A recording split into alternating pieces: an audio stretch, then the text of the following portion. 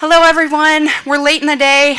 I'm so glad to see so many people here. My name is Kristen Ott. I am on the board of directors and I am actually the co-chair of the author selection committee. So if you see me or bump into me somewhere and would like to tell me someone you'd like to see at the festival, I would love to hear that. I've been taking notes all day and the list is getting long. So of course, if you've been at other events today, you know that a board member has been getting up at the start of everything. So I'm quick going to say, I grew up watching PBS, and they would have these annual pledge drives, and it would take up like half the day, but I literally remember like Luis telling me that if I did not go and get my mother, that we might never get to see Cookie Monster and Big Bird ever again. And so I literally like ran out to the garden and told her she had to come in because this was serious, they meant it. And so I am not going to tell you that if you don't donate today that we won't have authors here anymore. We have very generous sponsors, but as you know that really we do have a little bit of a shortfall this year. So if you have not given yet via Venmo, if you haven't downloaded Venmo yet, if you haven't downloaded, you need Venmo. And then if you haven't figured out how to scan the QR code, I will personally help you if that is if you need it. And no matter how, it doesn't have to be a lot, and seriously, everything helps. So that's my final spiel.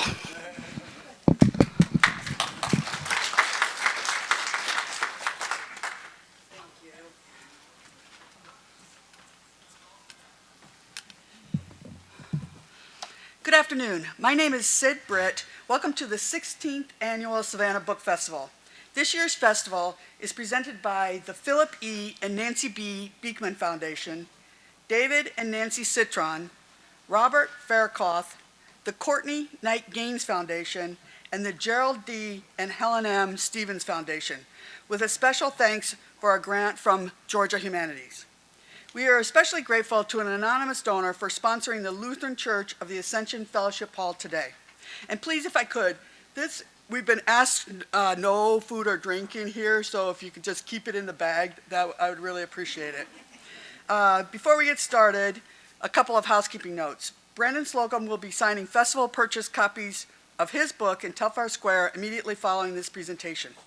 If you are planning to stay for our next author, T.C. Boyle, please move forward to fill seats as the venue empties. This will help the ushers in determining availability for the next session. I'm sure by now everybody's turned their cell phone off and you know that we've asked for no flash photography. As a reminder, please complete our survey via the QR code found on the back of your program. And I've been doing my own survey. Who's from out of town? All right, I love this. So you guys, please, please, please make sure that you pull that up. It's a quick survey, and I think it's going to be great in terms of feedback for our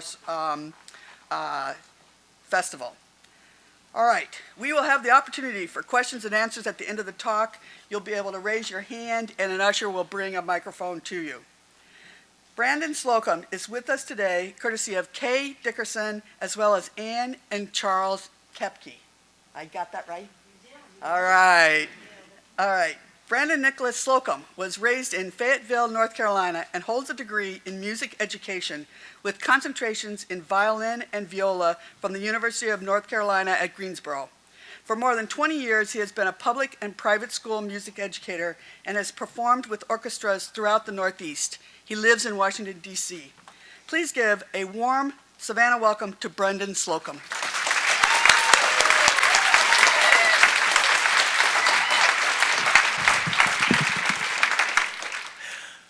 Thanks.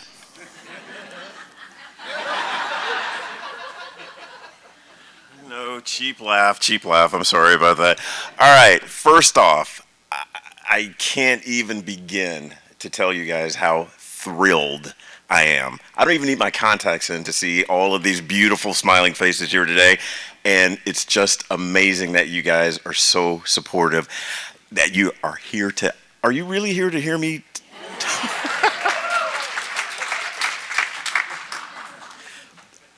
You know what I do every other day? Seriously, every other day I just stop and I reflect.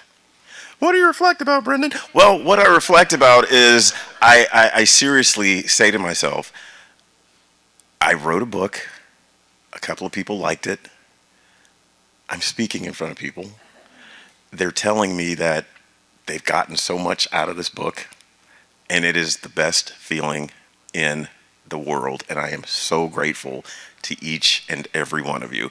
All of you. Thank you, thank you, thank you, thank you, thank you, thank you. All right, so if you've seen me before, you know what time it is. It's picture time. All right, so this is going right on Instagram. This side versus this side. Whoa, there's a middle section too. All right, I get 3. Okay, we got 1 section, 2 sections, 3 sections. This is what we're gonna do. Best pictures are going on Instagram, and you guys know how this works. They're going last, so they're really gonna try hard to outdo you guys. So let's not let that happen. All right, section 1, here we go. Picture time. All right, I got a couple in the front. All right, cool. Section 2, picture time. Oh, that's much better. All right, see? You see, guys see what you gotta do? All right, section 3. Yeah, they win. I knew that was going to happen. Okay, so I'm really glad that my mom is not here today. Brendan, why are you glad your mom's not here today? Because I did not iron my shirt. And I'm going to take the jacket off. And there are, okay, Savannah, South, humidity, no iron, right? Not today. So my apologies for my wrinkled shirt. I'm sorry. All right, don't tell my mom, please. Wait, what was that? Was that funny? Are you making jokes at my expense? What? No, it's kind of ugly under here. I'm only t-shirt buff. Okay, so my name is Brendan Slocumb, and I am the happiest, most grateful person on the face of this planet. I am. I'm so happy. I have "thank you" tattooed right here, and I got this right after The Violin Conspiracy was published, just to show my gratitude for everyone and everything. Thank you guys so much. Okay, I said that already. All right, so how many of you have read The Violin Conspiracy? What? Okay, watch this, watch this. I want you to turn around and look. How many of you have not read it? Yep. Yeah, good luck getting out of here, you guys. How many of you figured out who did it? How many of you were shocked when you found out who did it? How many of you were not shocked at all? How many of you wish that I would stop telling you who did it? So thank you. There's the 14 people who haven't read it. All right, so for those of you that have not read it, The Violin Conspiracy is a story of a young man named Ray who discovers that his old family fiddle is actually a priceless Stradivarius violin. This discovery catapults him into superstardom in the world of classical music. Right before the Tchaikovsky competition, which is the Olympics of classical music, his violin is stolen. Who was it? Will he get to compete? Will he get it back? Will he win? Who did it? Was it his parents or his family who thinks that he should sell the instrument so that they can split $10 million? Was it his teacher who might be a little bit jealous of him? Was it Mike the doorman? Was it the Marx family whose great-great-grandfather owned Ray's great-great-grandfather and say that the instrument is rightfully theirs? There's so much stuff going on in this book. It's more than just a mystery. It is about perseverance, doing what you love, never giving up, mentorship. It focuses a little bit on racism and what you need to do to kind of get past everything. And yes, it is largely autobiographical, largely. 92% of Ray's story in this book is actually my story, and it came from my life. And people say, well, why'd you write this book? Can somebody just say that so I don't have to keep doing this voice? Oh, I love it. It sounded just like me. So the reason I wrote the book was the summer of 2020. You guys remember 2020? COVID, I know, it sucked. Working musician. I play that's another question I get all the time. Do you really play the violin? Yes, I do. I promise. I didn't bring it today because, on JetBlue you can only take so much stuff, and I had a bag and a computer and a thing, and I had my violin, and they were like, nope, you can check it. I was like, there's no way I'm putting this violin underneath this plane. There's no way. That's like my baby. I can't do it. The one baby I know about. Okay, so Jokes, we have jokes. That was funny. Oh my gosh, Brendan's making infidelity jokes. That's great. So I had to call one of my friends and say, hey, can you come and get my instrument? Because they're not going to let me take it on the plane. So I couldn't bring it. I do apologize. If I ever get to come back, I promise you I will bring it. I will, and I'll come and play. Violin. I started playing violin when I was 9 years old. Are there any musicians in here? Awesome. Any violinists? Hey, how old were you when you started? 9? See, we started late. That's late. If I'd have started at 4 or 5, I would have totally made it like to the big times. But, you know, I was a late starter, and it was through a public school music program. As late as me. How late? 73.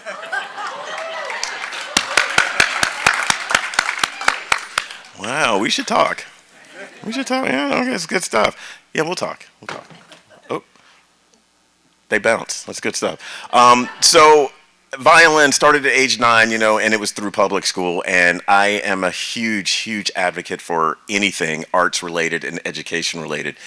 So anytime that there is a program that you can make a donation to for anything arts related, please make a donation after you donate to the Savannah Book Festival. Hint, hint, hint. You see how I got that in there? Because it's an extremely important life-saving force. It does save and change lives. It truly, truly does. I'm living proof of that.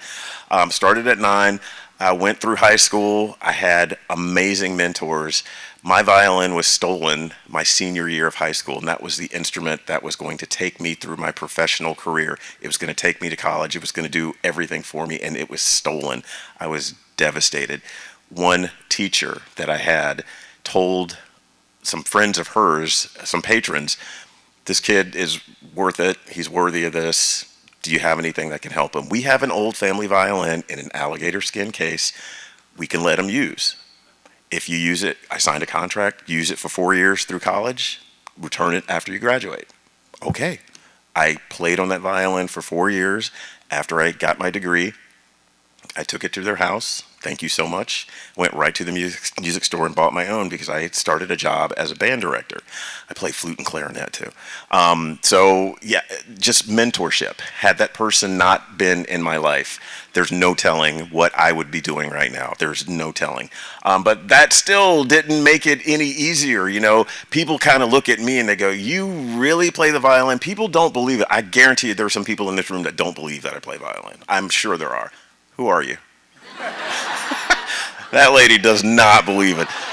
Oh, yeah, it's always, yeah. So, yeah, I actually do play, and when I walk into places, because I usually look like this, with a less wrinkled shirt, I normally do, and I will walk in, and someone will say, "The garbage is over there, can you just take that out?" Not even kidding. Or, "Yeah, we need these chairs moved over here. Can you just handle that for us?" And, you know, I'm like, "Well, I could if I were the custodian, but I'm the conductor for this group." And they just kind of look twice at me. And, you know, it happens. And I'm just, sadly, I'm used to it. I'm really accustomed to it. And then I'll play. And then I know you shouldn't have to. It shouldn't be that way. But that's how it is. Hopefully books like this will change people's minds. And no one else will ever have to go through that. I will take it. I'll take the hits. I'll take them so that no one else will ever have to do it. No one else who ever looks like me will ever have to, even if they don't look like me, will ever have to go through that. This guy has muscles. He has tattoos. He has earrings. There's no way that guy plays a violin. There's no way. But I do. And I teach. And I teach your kids. And they love me. And they're good because I am their teacher. No, okay. Geez, Brendan, is there anything else you did? No, I'm sorry, I'm going to stop tooting my own horn. So, yes, I am a staunch advocate for music education and for mentorship. It just took one person to believe in me. One person. One person kept me out of jail. One person kept me off the streets. One person kept me in a music program. Because of that, I got to travel. I got to meet incredible people. I got to save young lives because I became a music teacher and give back everything that I was given. And mentorship is one of the most important things on the face of the planet. The smallest gesture can have the biggest impact. Never, ever, ever forget that. Watch this. This is a small gesture.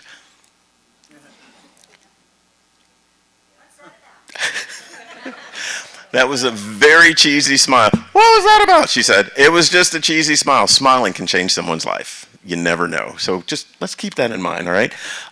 So back to the violin and all of that good stuff. It's a great thing. It's a life-saving force. I'm a huge advocate for music education. I got to speak to students at Savannah State University the other day, and that was an incredible experience because it's a Friday morning class. You guys remember Friday morning classes, right? No one wanted to be there to hear some dude talk about a violin. Are you serious? But you know what? I got them to understand that there's so many similarities between what you're doing right now and what you will do in the future and why I am here right now. The questions that I got were incredible.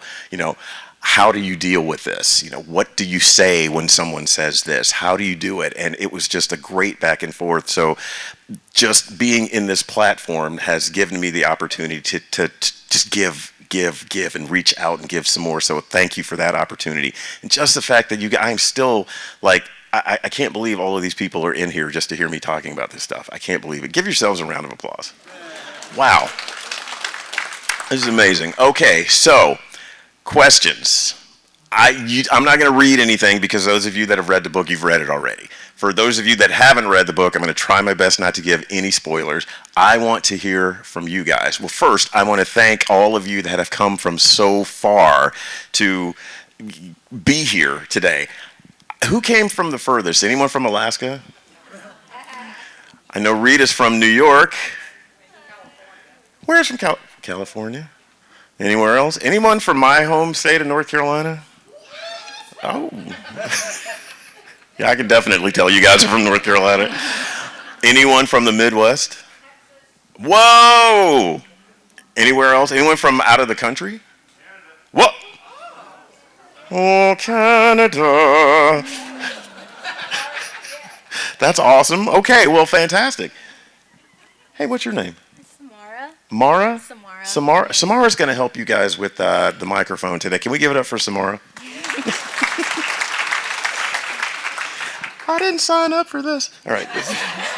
All right, does anyone have a question? Please ask me some stuff. Oh, we're going to start over here. Wait, U.S. girls, where are you guys? Us girls. Hello, ladies. We drove 2 hours to see you wear that wrinkled shirt up here today. Oh, my gosh. Don't tell my mom, please. Thank you. So, Hey.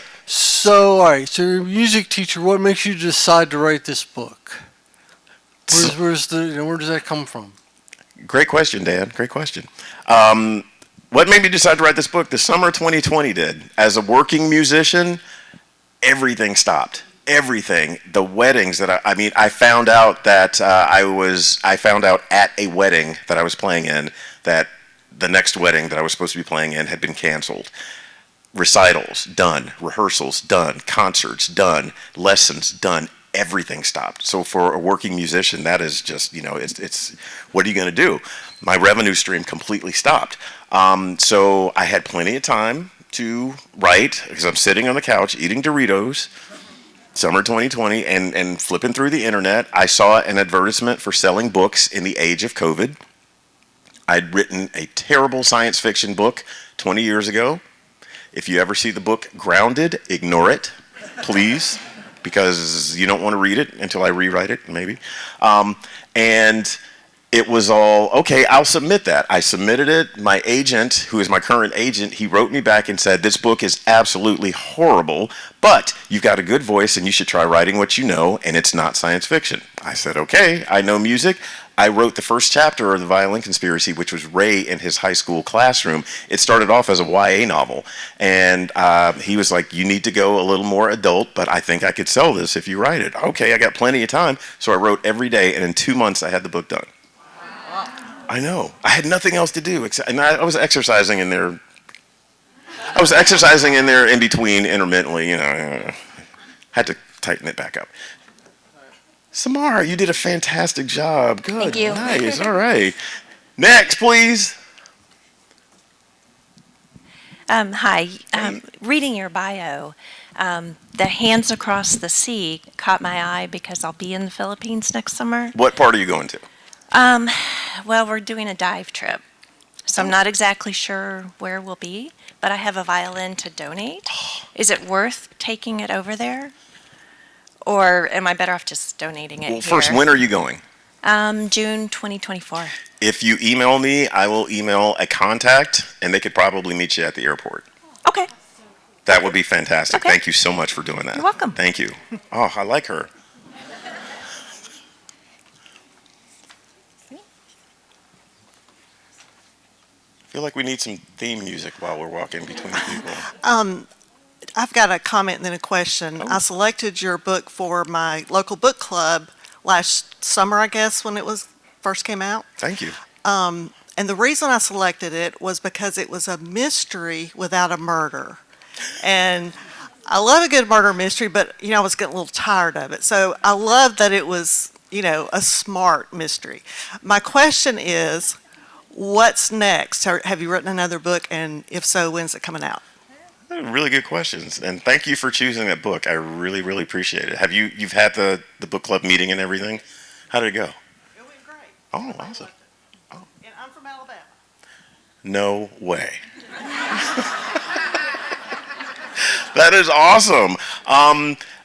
My sophomore book, Symphony of Secrets, is being released April 18th. And I gotta tell you a really quick, funny story about Symphony of Secrets. Okay. I hated it. After I hit that last period, I hated every word of it. I was devastated because I had to turn it in to my editor. I hated it, every word.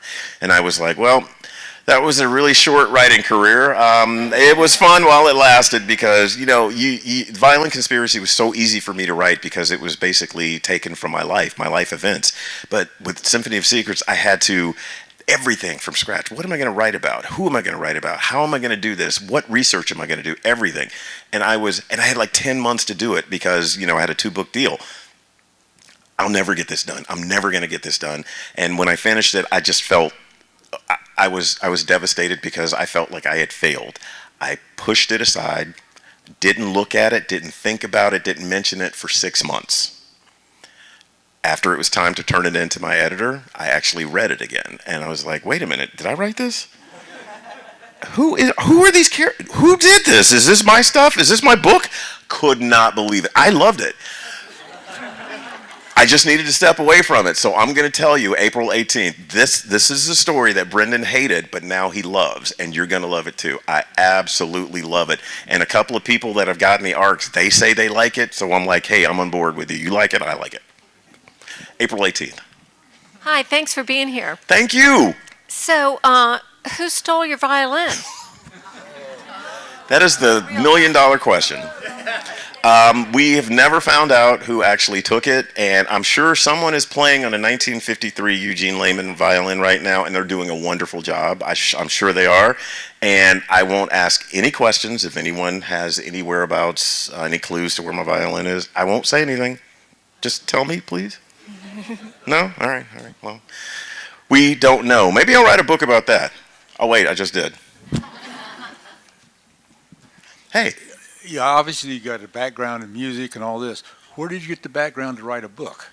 As an author, did you have any kind of training? That's a good question. Yeah, people ask me that a lot. I enjoyed writing in high school. Okay. My teachers would always encourage me. I took the regular college English classes, but then I joined a band, and we were just doing covers, and we needed songs. And none of the guys in the band wanted to write anything. So, all right, I'll do it. We got to do something. I felt like he's the guitarist, he's the bass player, he's the drummer. They can find a singer anywhere. I want to stay involved in this, so I should probably do some writing. So the first couple of songs I wrote, terrible. Everything rhymed. Look at that sun. Man, it's fun. That was terrible. And then it progressed. And this is over the course of like 20 years. So I got better and better. And I am really good at taking critiques. I'm really good at that. People normally hate to have their stuff criticized.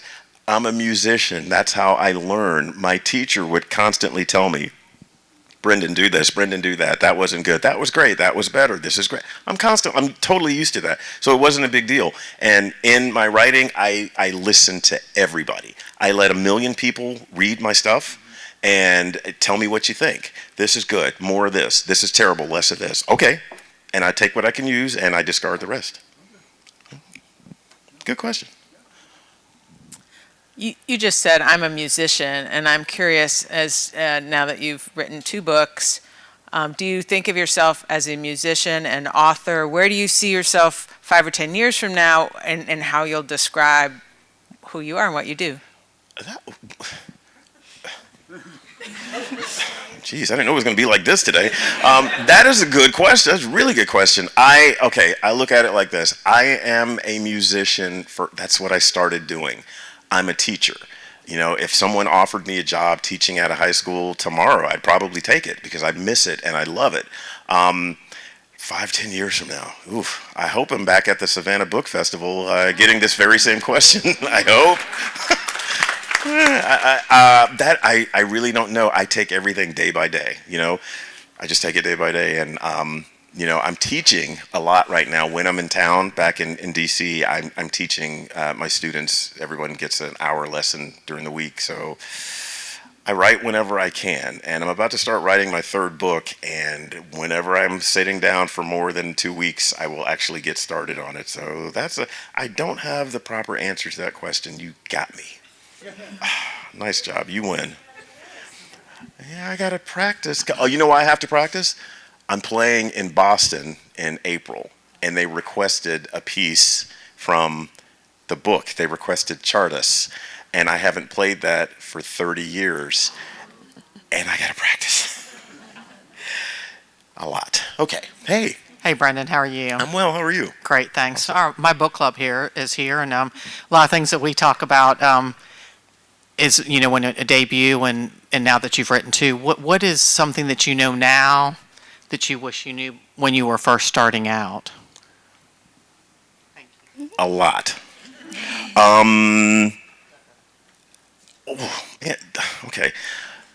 Moving forward, can I get some easier questions? Just move. All right. What have I learned? Oh, that I wish to be. I wish I could clone myself. I really wish I could clone myself because there's so many things happening at the same time. I'm pretty good with time management and delegating things. I'm pretty good with that. You know, as a teacher, that's what you do. You just, you know, okay, you do this, you do this. But I mean, my agent told me when the book sold, he said 2 words: buckle up. I had no idea what that meant.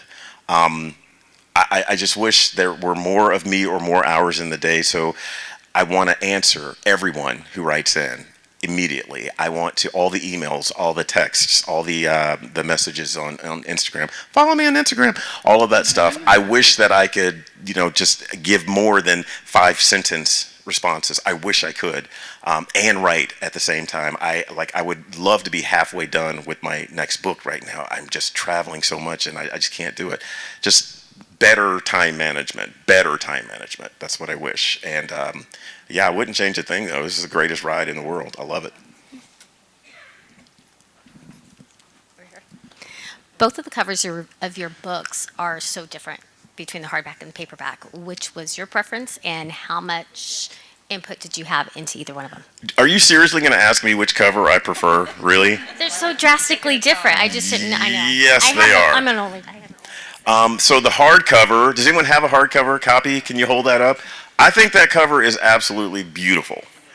And I love it. And I had input on that one. The figure in the F hole of the violin. Someone asked, "Hey, is that you?" I was like, "No." I said, "Where did they get that picture?" I said, "Someone typed in black person on Google and it came up." That's what it was. And originally it was very, very feminine. It had lip gloss and eyeliner and whatever that stuff is you put on your, what is this called? What is that? Well, yeah, that stuff. Yeah, that stuff, eyeshadow.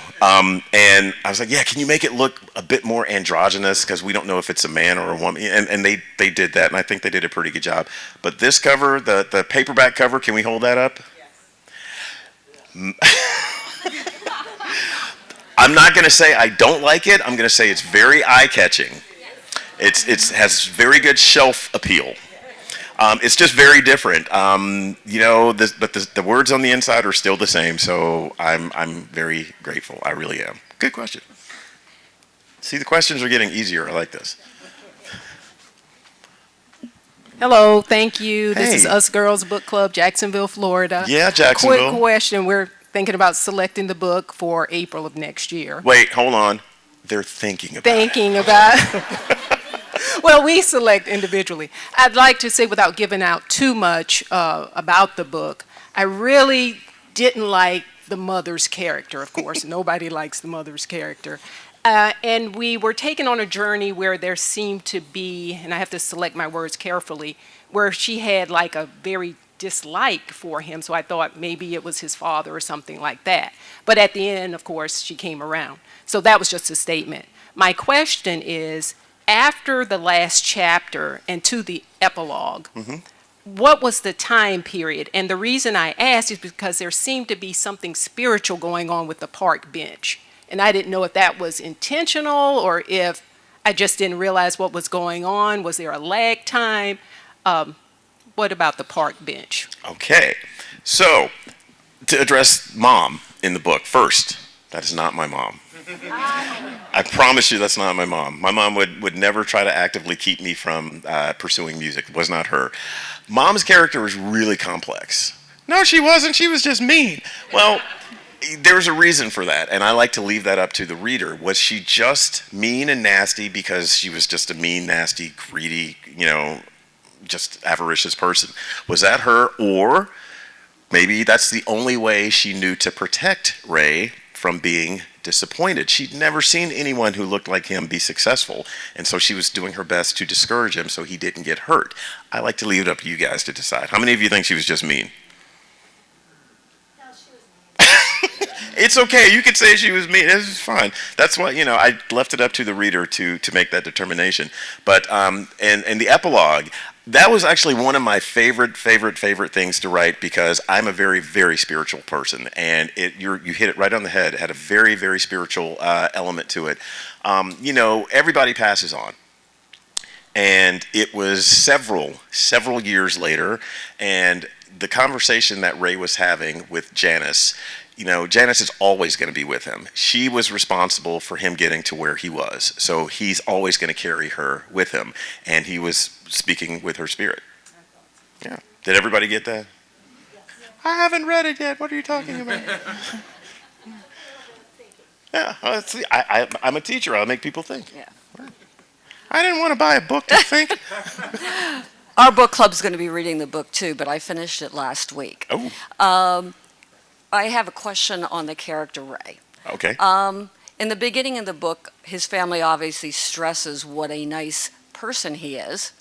And throughout the book, he is in the very nice person character through some very difficult times. But there's a period of time that started in the Boston incident, which I could understand his language change, but it also went through to the competition and then changed back even through back to nice Ray again at the end, but also a very stressful situation.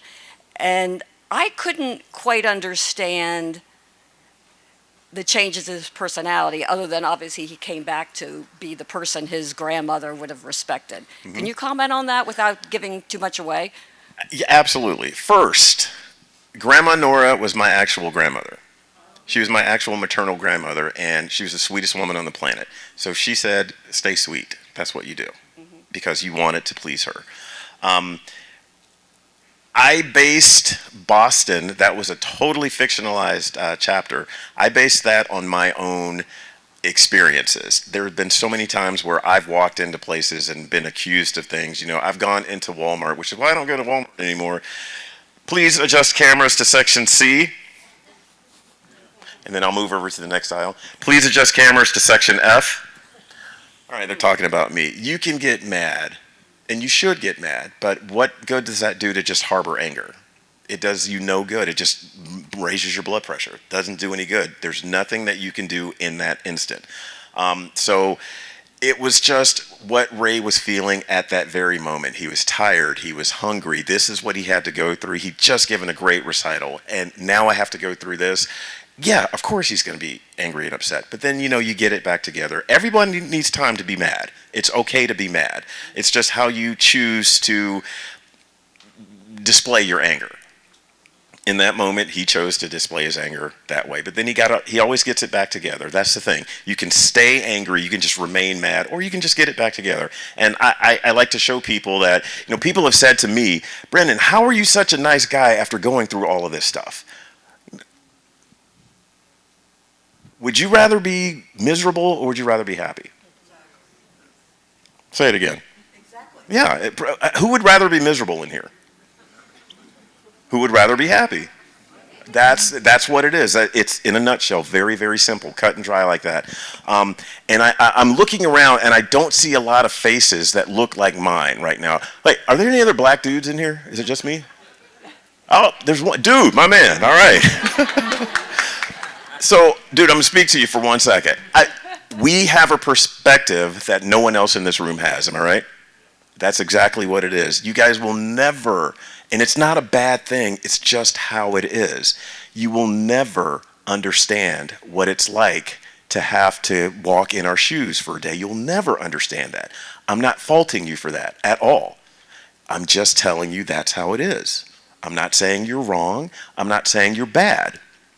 That's just what it is. So I really wanted to give people my perspective as a black man. This is how I have decided to deal with things that are thrown my way that I have zero control over. That's what it is.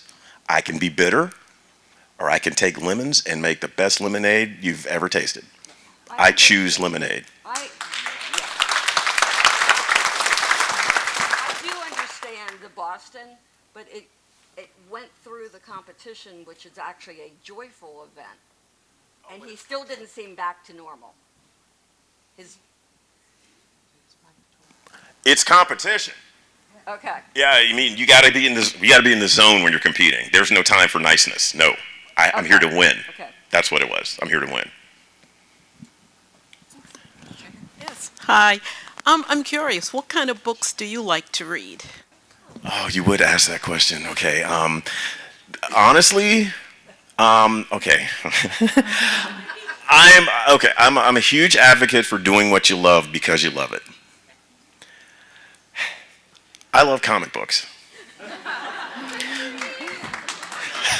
Yes, Rita. That is my friend, Rita. I love comic books. I've been collecting comics since I was 15 years old. They make me happy. They started me. They helped me to want to read. I've gotten a lot of great language from comics, and I'm like, there are words. Is that a real thing? Is this real? And I would look it up. Oh my gosh, that's a real thing. This is actually a word, and it means something. And I'm a superhero guy. I collect action figures and comic books and everything, and I like that. But I also am a huge fan of science fiction. I love science fiction novels. I love mysteries. And I like stuff that makes you uncomfortable.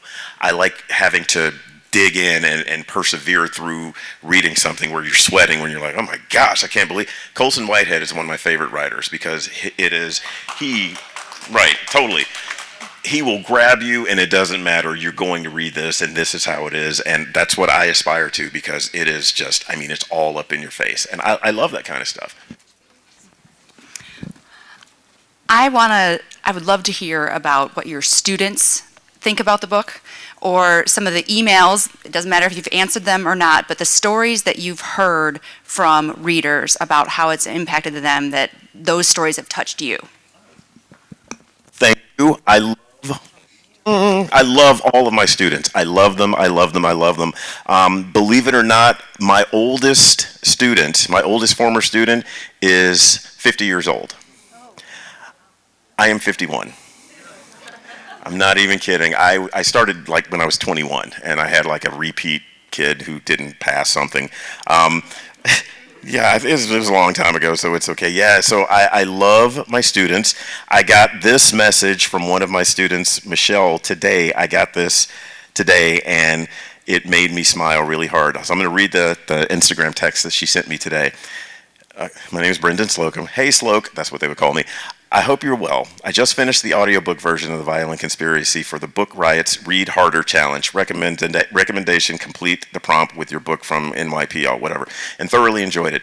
Though it was a bit weird to get into it because it was my first audiobook, glad it was yours though. The author's note honestly was my favorite part. Hearing your voice, talking about how music transcends, brought back memories of high school orchestra and the tribe I had found and you fostered. Just wanted to drop by and say hi. I'm thinking of you and the difference you made in my life. Thank you.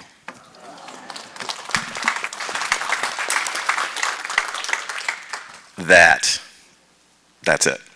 Makes everything worthwhile. Everything, because I love them so much. And I'm actually getting all choked up because I love my kids. I love them. They're happy for me. They're really happy for me. They've been there from day one. You know, all the struggles, everything. We've all done it together. So I love them. I love them. See, I want to go back in the classroom now. Quick question. Have you, or here? Right here. Sorry, no context. So, there you go. Quick question. Have you ever been a mentor and given up one of your instruments to somebody that was in need in order to foster what you went through? Yes. I've literally given the shirt off my back to students who need them because I know what it's like. I know what it's like, and I know what a difference it can make. And it's just stuff. I've had violins. It's like, here, use mine. I can't afford this. My mom had to turn my instrument back in because we can't afford the rental. Here, use mine. I don't have a pair of black shoes to wear to the concert. What size do you wear? 8. I got you. Let's go to the mall. I don't have a tie. I'll bring you one of mine. But you know what the best part is?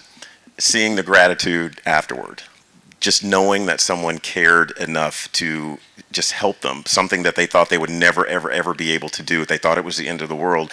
Thank you so much for making this better, this one little thing, just that one gesture. I'm a huge, huge, huge advocate of mentorship. I like to think, I've given something to each of my students. I try to do something nice for everyone every single day. I try to acknowledge everyone because everyone is important. Everyone is important. You all make a difference everywhere. In someone's life, you make a difference, and you are important. You matter. Everything and everyone matters. We are here to make each other happy. That's why we're here.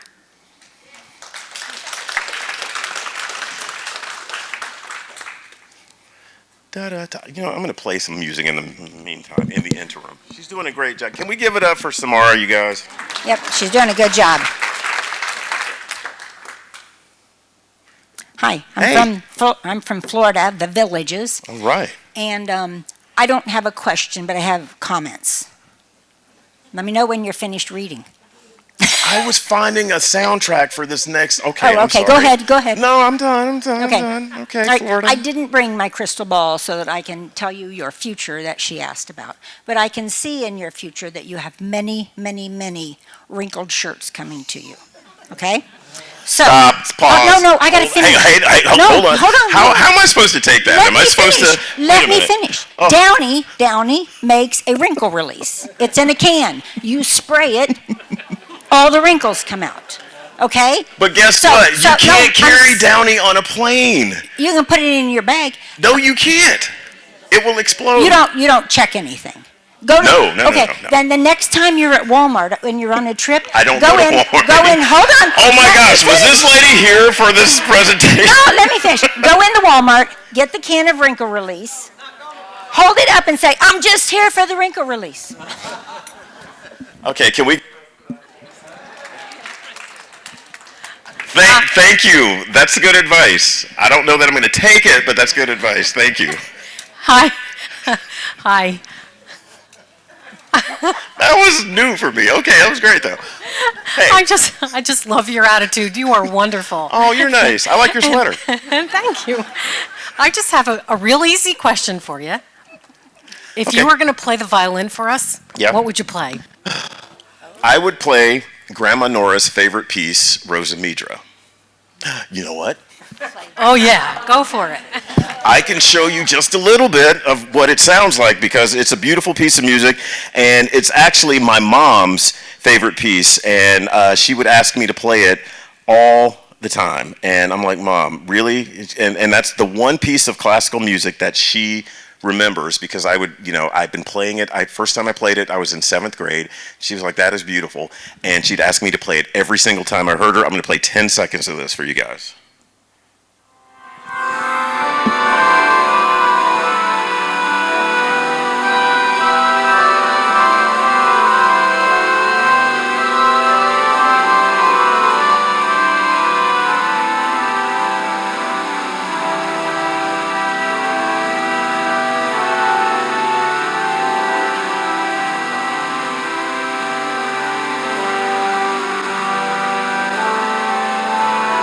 Okay, yeah, it was an organ, not a string thing, but yeah, it's a nice song, nice song. So have you been recorded? We could watch you somewhere? Sorry. Okay, yeah, going on. Now I'm thinking about Downy Wrinkle release. Oh my gosh. Okay, I'll fix that for you.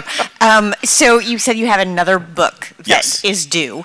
Are you stressed out about having this kind of deadline without really being sure about what maybe you want to work on next? Well, my second book is done. It's done. The stressful part was getting it done in 10 months with a 10-month deadline while touring for this book and practicing and teaching and doing everything. That was the hard part.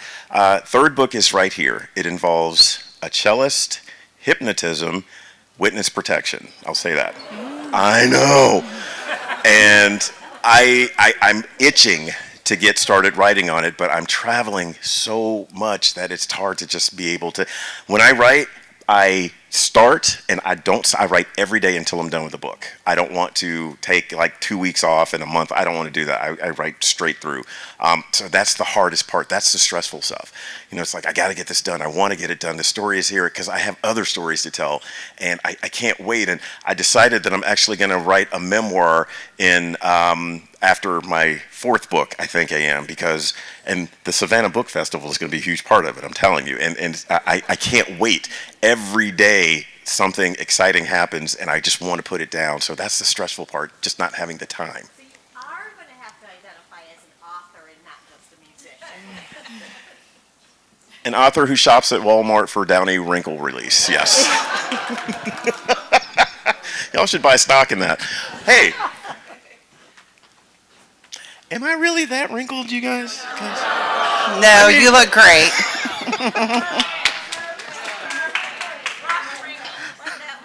Watch this.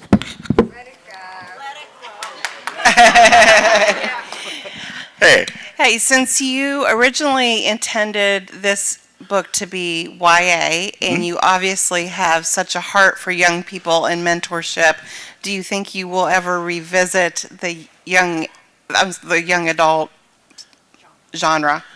Let me ask you this before I answer that. If I do write a YA book, would you read it? Absolutely. Really? Oh, yes. It's my favorite genre. Really? Yeah, I work with young people. Okay. Yes. The answer is yes. I absolutely will. I have a question for you guys. How many current or former teachers do we have in here?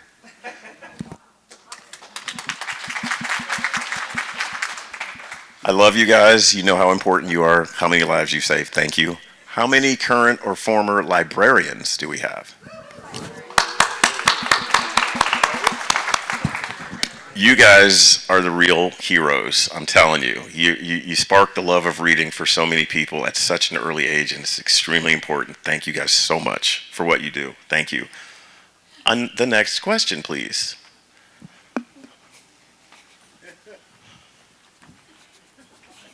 Hey.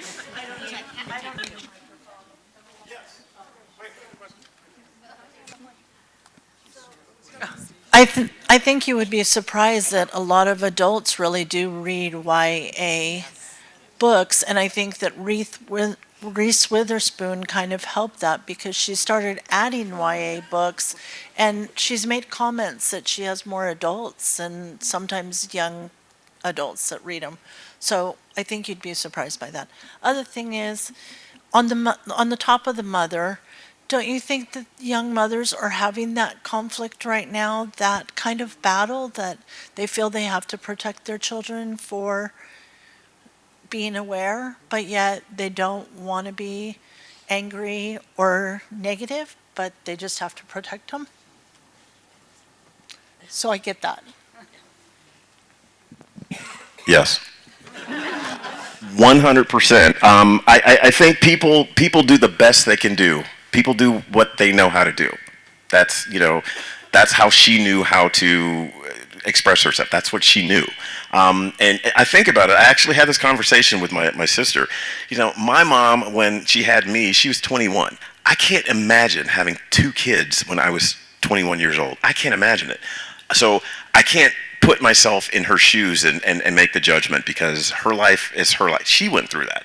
I didn't have to go through that, so I can't make the judgment. But I do agree. I'm sure it's extremely tough for so many reasons. And, people do the best that they can do with the info that they have. That's all I can really say about that. But that's a good point. And YA, I think I'm going to go back and visit it. I got tons of stories. Tons. Whew.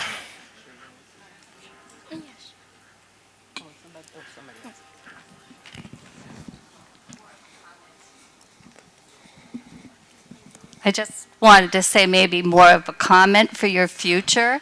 I don't know if you realize how important graphic novels are now for the younger generation. We have an 8-year-old grandson, and that's basically what he reads. So there you go. Your love of comics and young adult fiction, and you could be a superhero, Brandon. Are you free for management? That is actually fantastic. But you know what? I'm going to let you guys in on a secret that no one else knows. You ready for this? Book number 5 has to deal with a detective and a comic book killer. Don't tell anyone, because I don't want anybody stealing my idea. But yeah, I'm graphic novels. I read them. Why wouldn't I do that? Yeah. Thank you for that. I'll give you your check later. Just Venmo. That's good. During the weddings, sorry. I'm sorry. During the wedding scene, again, not trying to give away too much, but there was a bigot there, and there was some racism. What did you have difficulty putting in the Asian character, having a problem with that, as well as the African American? What made you go to one ethnicity and not both? Good question. Well, the Asian character, Aiden, is actually based on my best friend, Joe. He looks just like Aiden, just like him. He just happened to be Asian. That's just what it was. And Joe is one of my former students like 20 years ago, and that's just what it was. It wasn't for any particular effect or anything. It just happened to be. I was like, I'm going to use my friend Joe in this book, and I'll call him Aiden, who is my nephew's best friend. That's his name. So I just decided to use an Asian character. Nothing. I just thought maybe you had that experience actually happen. Well, the wedding thing actually was real. That totally happened. For those of you that read, I think that's chapter 4 or something, the wedding scene where Ray was asked to leave the wedding venue for obvious reasons, because Uncle Roger was not happy to see someone who looked like Ray in the wedding venue, so he was asked to leave.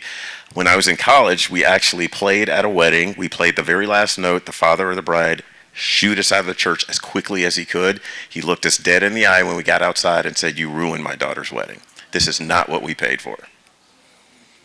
And we didn't know what he was talking about, and you could see the hate burning in his eyes, and then it all became clear. Stuck with us for years and years and years. And I wish that guy well today. I hope he's happy. I hope he's better. I hope he's found some peace, because he was very angry.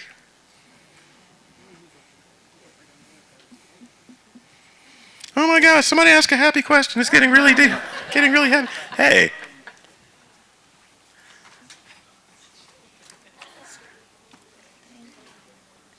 Did you ever experience any of the cutthroat competition? Is that normal in music competitions when you get up to a higher level? Oh yeah, that was tame. Oh, that's tame. People will do whatever they can do to sabotage you. It is cutthroat, and believe it or not, the teachers are worse than the students. The teachers will find out any kind of dirt they can use against you. This person doesn't like this. They do this poorly. Exploit this. Do this. Say this to them. It's really cutthroat. I did a couple of competitions in college, and I came in second. It was great. I came in second. And yeah, it's tough. It's a life. It is you practice for hours and hours and hours to play for 10 minutes, hoping that, you beat 50 other people who are doing the exact same thing. So it really is cutthroat. It is. Had I started at 5 instead of 9, I probably would have come in first, not second. Oh, only one? Oh my gosh. What's the best way to support music education? I like that guy. Go to concerts, call your arts council. If you don't have an arts council, start one. Call the school principal. Go in, write a letter, something physical. Make them answer to you. You are responsible for their salaries. Make sure they know that arts education is important to you.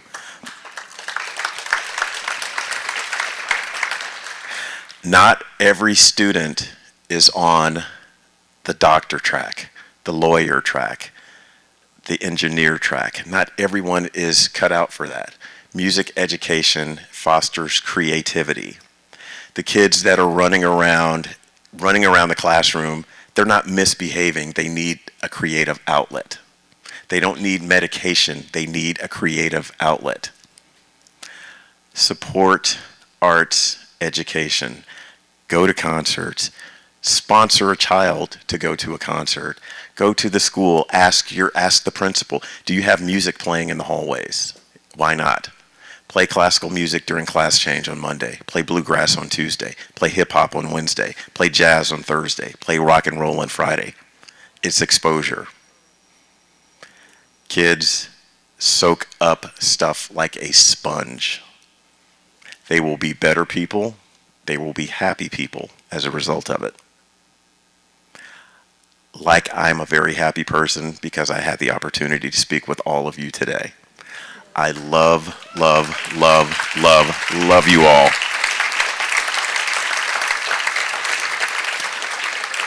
Thank you. I'm going to do an Oscar-style picture. Hang on. An Academy Award-style picture.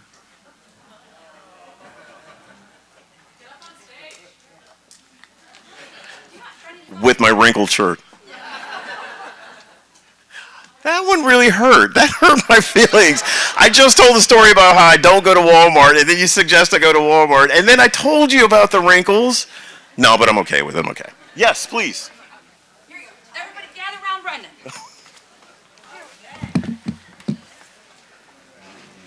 All right. 1, 2, 3. Awesome. Awesome. Wait, how about one this way? This way? All right. And boom.